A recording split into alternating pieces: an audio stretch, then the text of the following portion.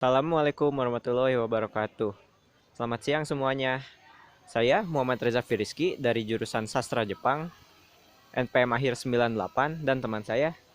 Saya Hamzah Hasan Izul Islam, sama juga dari jurusan Sastra Jepang dengan MPM terakhir 96. Hari ini kami akan mendiskusikan tentang hal atau skill yang ingin kami ajari ke anak.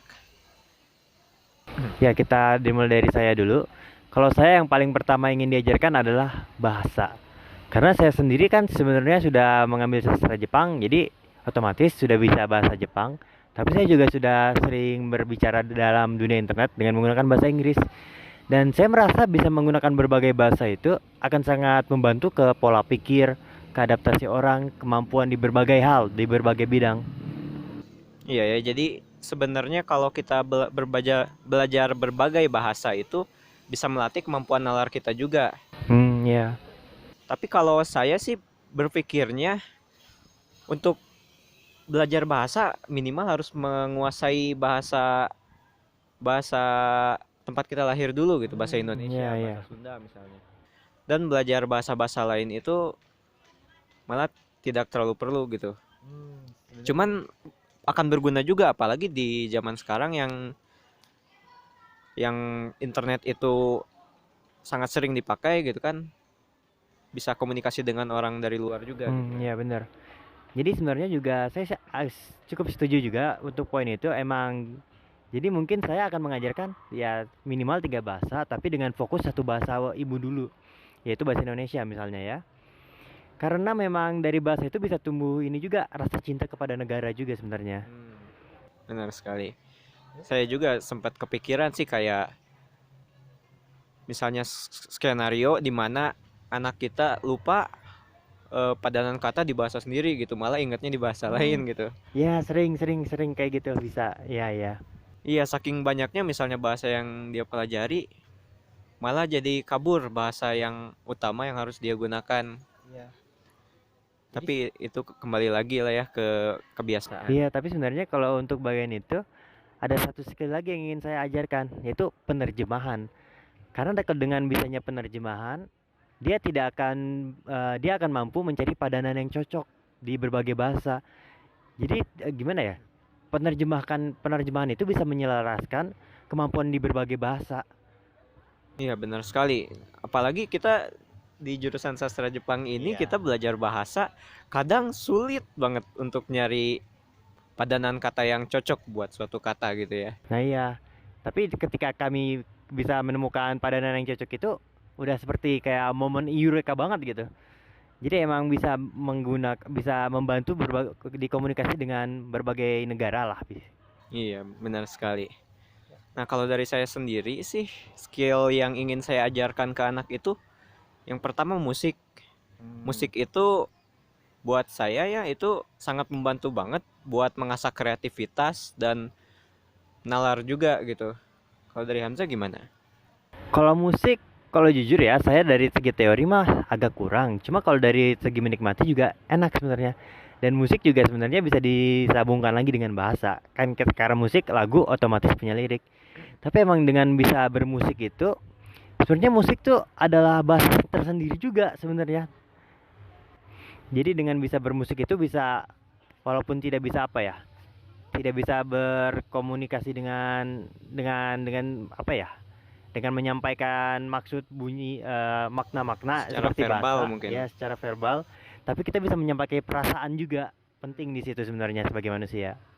Saya juga kepikirannya mengajarkan musik itu karena kalau dilihat-lihat nih, musisi-musisi terkenal mereka itu kalau digali latar belakangnya mereka suka musik dari kecil gitu kan. Jadi makanya saya kepikiran ngajarin musik.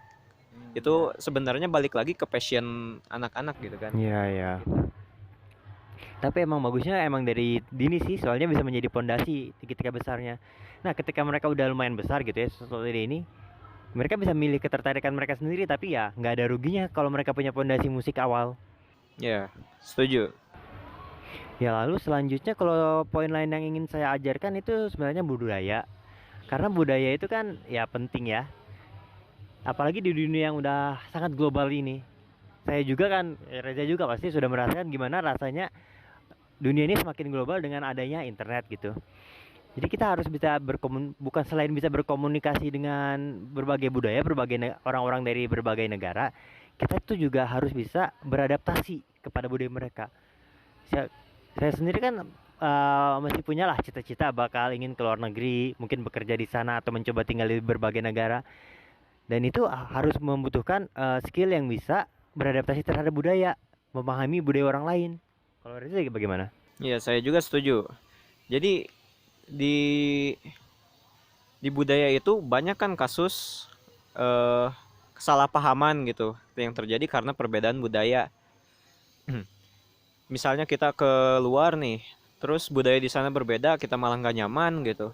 Atau mungkin kita tetap pakai budaya kita sendiri dan bikin orang lain nggak nyaman. Ya bisa kejadian begitu. Iya, kalau di skala kecil deh, misalnya kita pindah pergaulan, misalnya beda circle aja gitu kan. Iya. Beda circle ternyata mereka kebiasaannya berbeda, itu kita harus memahami ulang kebudayaan yang udah jadi kebiasaan di circle Iya, itu iya, gitu iya. kan. Benar, benar, benar. Iya. Nah, kalau dari saya, mungkin yang berikutnya ingin saya ajari itu olahraga. Jadi sebenarnya olahraga penting juga untuk menjaga kesehatan kan. Iya, iya benar. Apalagi banyak atlet-atlet yang sebenarnya udah berlatih dari kecil gitu. Kalau dari Hamzah sendiri? Kalau aku juga setuju ke bagian itu. Tapi yang utamanya itu emang ini, kalau mau olahraga tuh saya ingin mengajarkannya sebisa mungkin yang aman ya, yang caranya aman Iya. dengan cara bagus.